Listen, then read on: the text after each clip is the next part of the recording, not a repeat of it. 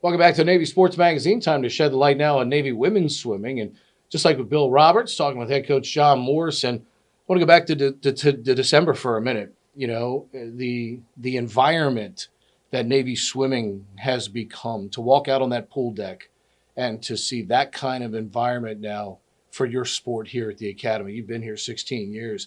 Is there anything like the electricity that you feel when you walk out on your pool deck for that meet now? I gotta say the academy, the brigade, the families, the spectators that come just create an environment it's something to behold. Yeah, I don't see it anywhere else in swimming in a dual meet setting. I swam at UNC, and we had big rivalries against Virginia or NC State, and nowhere close to that type of impact that it has in terms of our outcome, in terms of our energy going into the meet. The electricity in that in Lejeune Hall was crazy. The fact that you all have been so successful, you have expectations, you have created a culture that expects winning.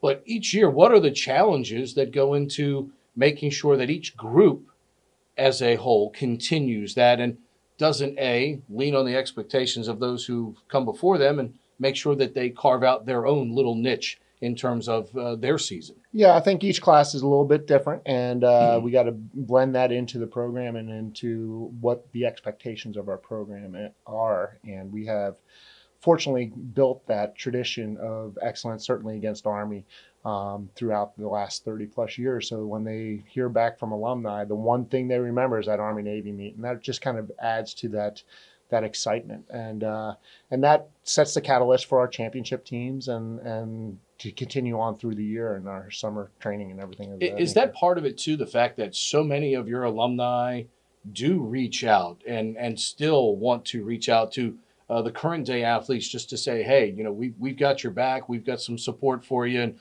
we're proud of you, and good luck in situations like that. How much does it mean to hear from some of those great stars of the past that you've had? Oh, it's fantastic. We had one on deck, Rachel Dudley, just yesterday. She was in town visiting some friends, and she stopped by and talked to the team for a little bit. And just to hear what they've done out in the world and bring that to sitting there on the pool deck, and the girls can envision themselves in the future.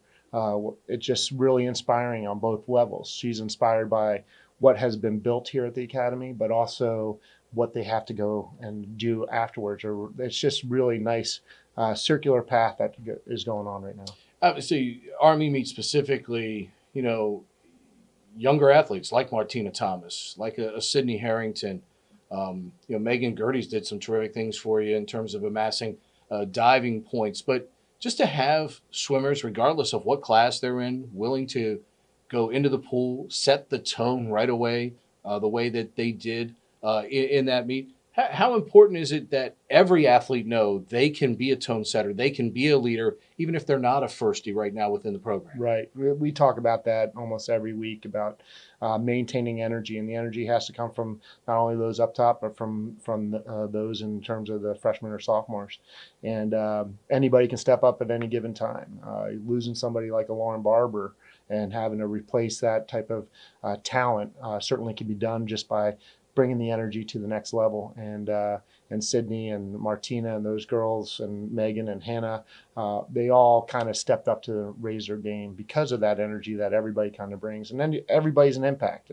Just get your hand on the wall first and do the absolute best. And that's what's expected of you as a teammate. And that's where we really start, is that expectation. How hard is it to look around the room? Is it harder for you or maybe the athletes themselves when they look around and all of a sudden a Lauren Barber isn't there?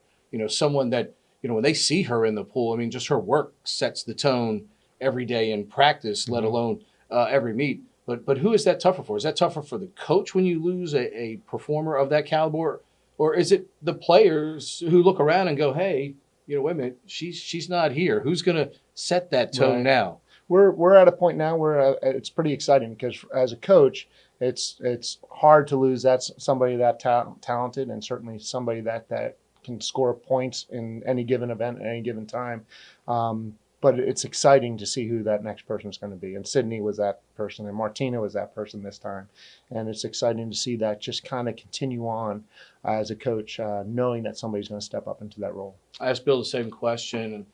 Sydney Harrington comes over to talk to me and this other bald guy like me sitting next to me, and she's virtually hyperventilating at that point. But to have someone the caliber of Rowdy Gaines take an interest in your program, your athletes, to see their interaction. And the thing that strikes me when I work with him is I think he's even more in awe of what they accomplish as student athletes at the Naval Academy than even they are of him and his amazing accomplishments in the pool. How awesome is it to see that interaction and obviously the positive effect it has on your athletes? So inspiring. I mean, Rowdy's the figurehead of our sport, and has been seeing things from every Olympics for the last however many years through national competitions, and to be vested in our athletes, not just because of their athletic prowess, but because of the person that they are, is pretty awe-inspiring. And the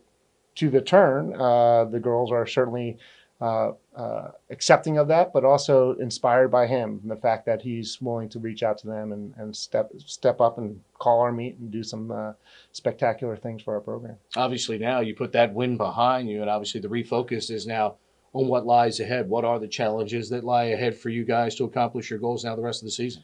Yeah, so we have some big goals. It's an Olympic year, so we're always looking towards that light. I think every swimmer, every Olympic athlete's dream is to make the Olympic team or at least Olympic trials. So we're pushing towards that. But before that, along the way, we have some big benchmarks, and one of them is Patriot League championships and ECAC championships. And to be able to go out there and win those team events are going to be a huge benchmark to get to that next level. Appreciate the time. Continued success. Absolutely. Thank you. All right, John Morrison joining us here on the Navy Sports Magazine.